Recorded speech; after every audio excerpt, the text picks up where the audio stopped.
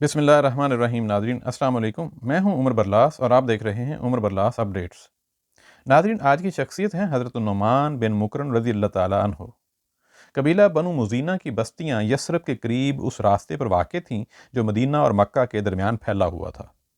رسول اللہ صلی اللہ علیہ وآلہ وسلم ہجرت کر کے مدینہ تشریف لا چکے تھے اور آنے جانے والوں کے ذریعے آپ صلی اللہ علیہ وآلہ وسلم کے حالات برابر مزینہ والوں تک پہنچتے رہتے تھے۔ ایک دفعہ رات کے وقت رئیس مزینہ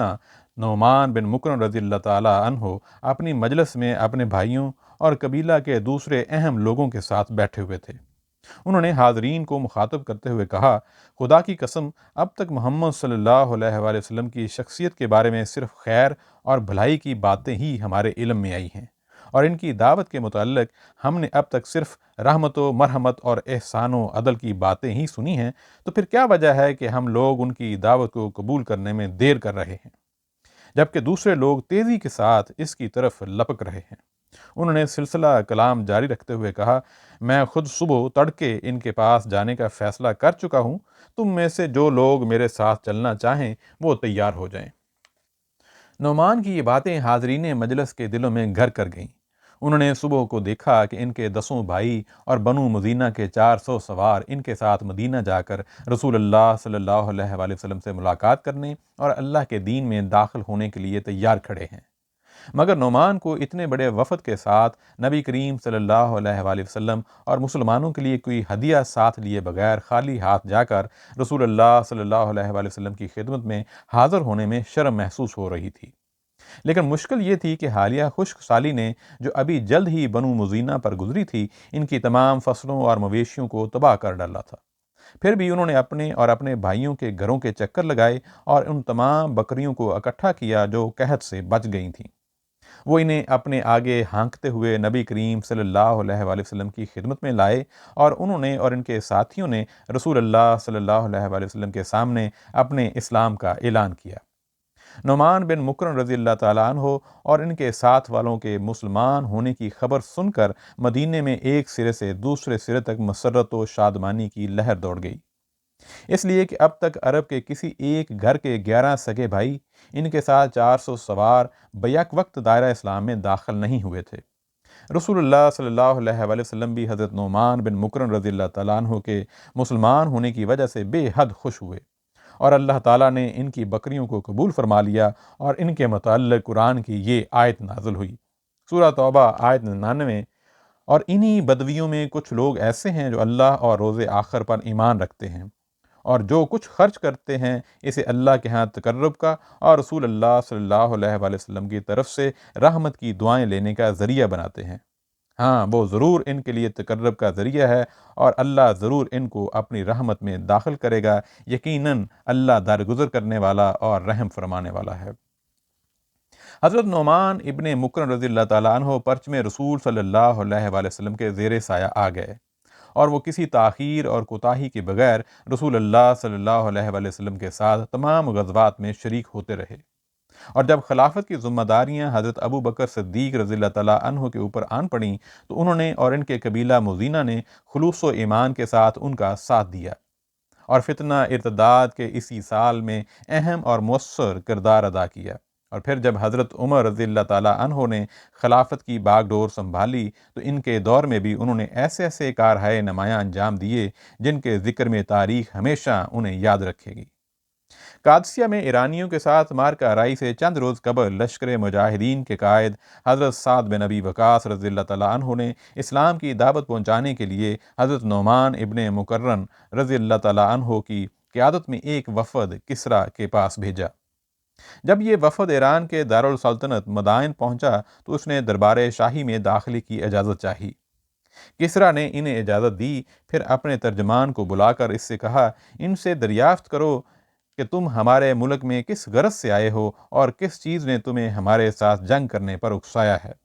شاید تم لوگوں کے اندر ہمارے ملک پر حملہ کرنے کی جرت اور اس پر قبضہ کرنے کی خواہش اس وجہ سے پیدا ہوئی ہے کہ ہم اپنی مصروفیات کے باعث تمہاری طرف سے غافل ہو گئے تھے۔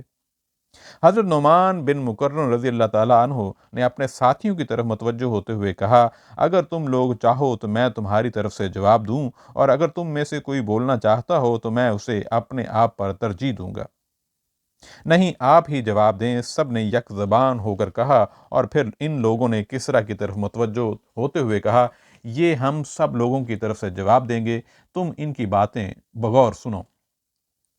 حضرت نعمان رضی اللہ تعالیٰ عنہ نے پہلے اللہ تعالیٰ کی حمد و ثنا بیان کی اور اس کے رسول صلی اللہ علیہ وآلہ وسلم پر درود و سلام بھیجا، پھر کہا، اللہ تعالیٰ نے ہمارے اوپر رحم فرمایا، ہمارے پاس ایک رسول اللہ صلی اللہ علیہ وآلہ وسلم بھیجا جس نے خیر کی طرف ہماری رہنمائی کی اور اس پر عمل کرنے کا حکم دیا،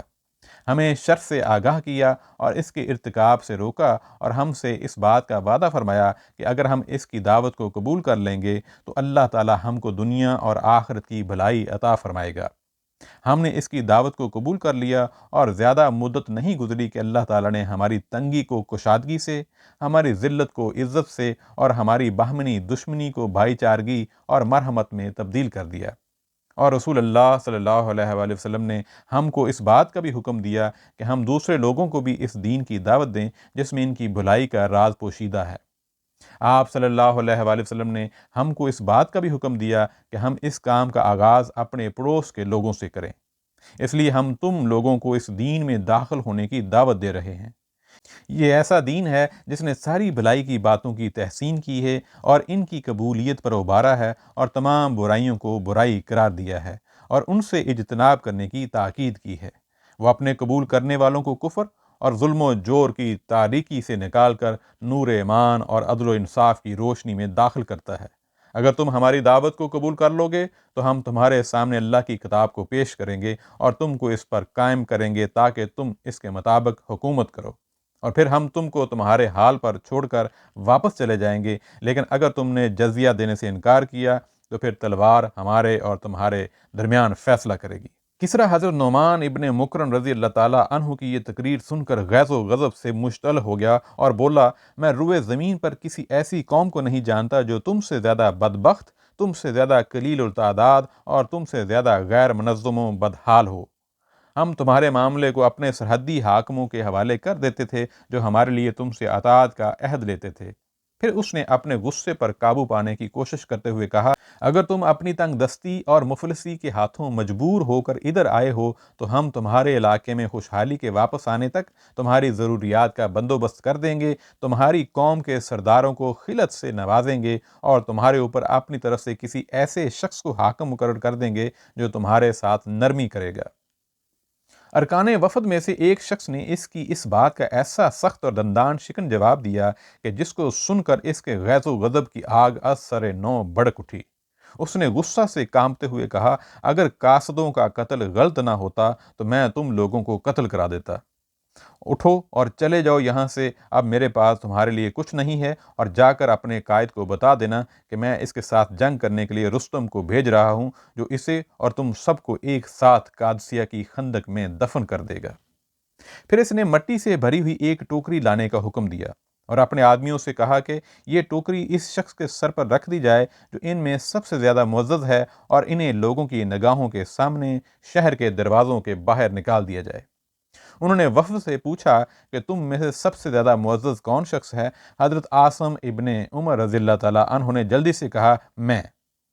کسریٰ کے آدمیوں نے مٹی سے بھری ہوئی وہ ٹوکری ان کے سر پر رکھ دی اور وہ اسے لے کر مدائن سے نکل گئے، پھر اسے اپنی اونٹنی پر رکھ کر حضرت سعد بن ابی وقاص رضی اللہ تعالیٰ عنہ کی خدمت میں لائے اور ان کو اس بات کی خوشخبری دی کہ اللہ تعالیٰ عن قریب مسلمانوں کو فتح عطا فرمائے گا اور ایران کی زمین پر ان کو قبضہ دے گا۔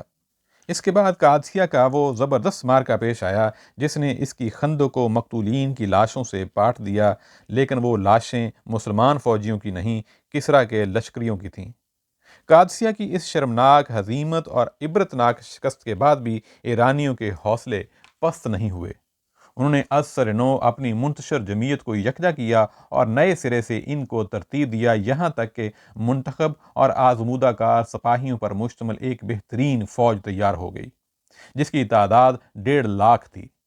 جب حضرت عمر فاروق رضی اللہ تعالیٰ عنہ کو ایرانیوں کی ان فوجی تیاریوں کا علم ہوا تو انہوں نے بنفس نفیس اس عظیم خطرے کا مقابلہ کرنے کے لیے محاذ جنگ پر جانے کا ارادہ کیا، لیکن ذی رائے اور اہم بزرگ صحابہ کرام رضی اللہ تعالیٰ عنہم نے انہیں اس ارادے سے باز رکھا اور انہیں مشورہ دیا کہ وہ اس زبردست مہم کو سر کرنے کی ذمہ داری کسی قابل اعتماد شخص کے سپرد کر دیں۔ تو پھر مجھے کسی ایسے آدمی کے متعلق مشورہ دو جس کو پورے اعتماد کے ساتھ یہ زبردست ذمہ داری سونپی جا سکے۔ حضرت عمر فاروق رضی اللہ تعالیٰ عنہ نے فرمایا، امیر المومنین رضی اللہ تعالیٰ عنہ، آپ اپنی سپاہ کو ہم سے زیادہ بہتر جانتے ہیں۔ صحابہ کرام رضی اللہ تعالیٰ عنہم نے جواب دیا، خدا کی قسم، میں لشکر مجاہدین کی قیادت ایک ایسے شخص کے سپرد کروں گا جو دو فوجوں میں منڈ بھیڑ کے وقت نیزے کی انی سے بھی زیادہ تیزی کے ساتھ لپکنے والا ہے۔ وہ نعمان بن مقرن مزنی رضی اللہ تعالیٰ عنہ ہیں۔ حضرت عمر فاروق رضی اللہ تعالیٰ عنہ نے فرمایا، یقیناً وہ اس مہم کے لیے آپ کا مناسب ترین انتخاب ہیں۔ صحابہ کرام رضی اللہ تعالیٰ عنہم نے جواب دیا۔ اس کے بعد حضرت عمر فاروق رضی اللہ تعالیٰ عنہ نے حضرت نعمان بن مقرن رضی اللہ تعالیٰ عنہ کو لکھا، اللہ کے بندے عمر بن خطاب رضی اللہ تعالیٰ عنہ کی طرف سے نعمان بن مقرن رضی اللہ تعالیٰ عنہ کے نام، اما بعد، مجھے معلوم ہوا ہے کہ ایرانیوں کی ایک زبردست جمعیت تمہارے مقابلے کے لیے نہاوند میں مجتمع ہوئی ہے۔ جب میرا یہ خط تم کو ملے تو لشکر مجاہدین کو اپنے ساتھ لے کر اللہ کے حکم سے اس کی نصرت و تائید پر اعتماد کرتے ہوئے ان کے مقابلے کے لیے روانہ ہو جاؤ، اور دیکھو، مسلمانوں کو لے کر کسی دشوار گزار اور تکلیف دہ راستے سے ہرگز سفر نہ کرنا جس سے وہ تکلیف و اذیت میں مبتلا ہو جائیں، اس لیے کہ مسلمانوں کا ایک ایک فرد میرے نزدیک ہزاروں دینار سے بہتر ہے۔ والسلام علیکم۔ حضرت نعمان بن مقرن رضی اللہ تعالیٰ عنہ کو امیر المومنین رضی اللہ تعالیٰ عنہ کا یہ خط ملا تو وہ اپنے لشکر کو لے کر دشمن کے مقابلے کے لیے نکل پڑے۔ انہوں نے سواروں کا ایک دستہ ہراول کے طور پر آگے روانہ کر دیا تاکہ وہ راستے میں پیش آنے والی رکاوٹوں کو دور کرتا جائے۔ جب سواروں کا یہ دستہ نہاوند کے قریب پہنچا تو ایک جگہ پہنچ کر ان کے گھوڑے رک گئے۔ سواروں نے انہیں آگے بڑھانے کی بتھیری کوشش کی مگر وہ ٹس سے مس نہ ہوئے۔ وہ معاملے کی تحقیق کے لیے نیچے اترے، دیکھا تو گھوڑے کے سموں میں لوہے کے گوکھرو چبھے ہوئے ہیں جو کیلوں کے سروں سے مشابہ ہیں۔ پھر انہوں نے دیکھا کہ ایرانیوں نے زمین پر نہاوند کی طرف جانے والے تمام راستوں میں لوہے کے یہ گوکھرو بکھیر رکھے ہیں تاکہ سواروں اور پیدل چلنے والوں کو نہاوند تک پہنچنے سے باز رکھیں۔ سواروں نے اس صورتحال سے حضرت نعمان بن مقرن رضی اللہ تعالیٰ عنہ کو آگاہ کیا اور ان سے خواہش کی کہ وہ اس سلسلے میں انہیں اپنی رائے سے مستفید فرمائیں۔ حضرت نعمان رضی اللہ تعالیٰ عنہ نے انہیں حکم بھیجا کہ وہ اپنی جگہ ٹھہرے رہیں اور رات کے وقت آگ روشن کریں تاکہ دشمن انہیں دیکھ لیں۔ اس کے بعد بظاہر دشمن ان پر حملہ آور ہونے کے لیے آگے بڑھیں اور لوہے کے جو گوکھرو انہوں نے بکھیر رکھے ہیں ان سے راستوں کو صاف کرا دیں گے۔ حضرت نعمان رضی اللہ تعالیٰ عنہ کی یہ تدبیر کامیاب ثابت ہوئی۔ ایرانیوں نے جیسے ہی یہ دیکھا کہ مسلمانوں کا یہ ہراول دستہ ان کے سامنے سے شکست کھا کر پسپا ہو رہا ہے تو انہوں نے اپنے آدمیوں کو ان راستوں کی صفائی کرنے کے لیے بھیج دیا اور انہوں نے جھاڑو دے کر تمام راستوں کو ان گوکھروں سے صاف کر دیا۔ اس کے بعد مسلمان سوار تیزی سے مڑے اور تمام راستوں پر قابض ہو گئے۔ حضرت نعمان بن مقرن رضی اللہ تعالیٰ عنہ اپنی فوج کے ساتھ نہاوند کے بالائی حصے کی طرف خیمہ دن ہو گئے۔ ان کا ارادہ تھا کہ دشمن پر اس کی بے خبری کے عالم میں اچانک حملہ کیا جائے، اس لیے انہوں نے اپنے فوجیوں سے فرمایا کہ میں 3 تکبیریں کہوں گا، جب میں پہلی تکبیر کہوں تو جو شخص تیار نہ ہو وہ تیار ہو جائے، جب دوسری تکبیر کہوں تو تم میں سے ہر شخص اپنی اپنی تلوار بے نیام کر لے، اور تیسری تکبیر کہتے ہی میں ان دشمنان خدا پر حملہ کر دوں گا، اسی وقت تم لوگ بھی میرے ساتھ حملہ کر دینا۔ حضرت نعمان بن مقرن رضی اللہ تعالیٰ عنہ نے پے در پہ 3 تکبیریں کہیں اور آخری تکبیر کے ساتھ ہی وہ ایک بپھرے ہوئے شیر کی طرح دشمن کی صفوں پر جھپٹ پڑے۔ ان کے پیچھے ہی مسلمانوں کا لشکر بھی سیلاب کی سی تیزی کے ساتھ بڑھتا اور پھیلتا چلا گیا، اور پھر دونوں فوجیں باہم ٹکرائیں۔ ان کے درمیان جنگ کی چکی تیزی سے چلنے لگی اور فریقین کے مابین ایسا خون ریز اور ہلاکت آفریں مارکا چھڑ گیا جس کی مثال جنگوں کی تاریخ میں بہت کم گزری ہوگی۔ آخرکار ایرانیوں کا لشکر بری طرح سے منتشر اور پراگندہ ہو گیا۔ میدان نہاوند کے تمام نشیب و فراز ان کے مقتولین کی لاشوں سے پٹ گئے اور ان کا خون تمام گزرگاہوں اور راستوں میں بہنے لگا۔ حضرت نعمان بن مقرن رضی اللہ تعالیٰ عنہ کا گھوڑا اس میں پھسل کر گر پڑا۔ حضرت نعمان رضی اللہ تعالیٰ عنہ بھی گھوڑے سے گرے اور شدید طور پر زخمی ہو گئے اور آخر کار زخموں کی تاب نہ لا کر اپنی جان آفری کے سپرد کر دی۔